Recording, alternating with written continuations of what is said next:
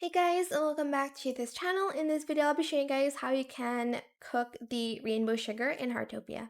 So to get the recipe, you will need to go to this pop-up store next to the pet store and then press that button.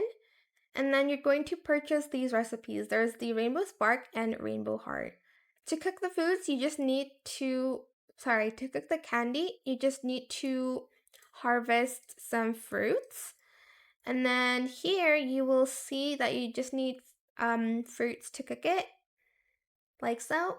So I'm just going to cook the rainbow heart candy.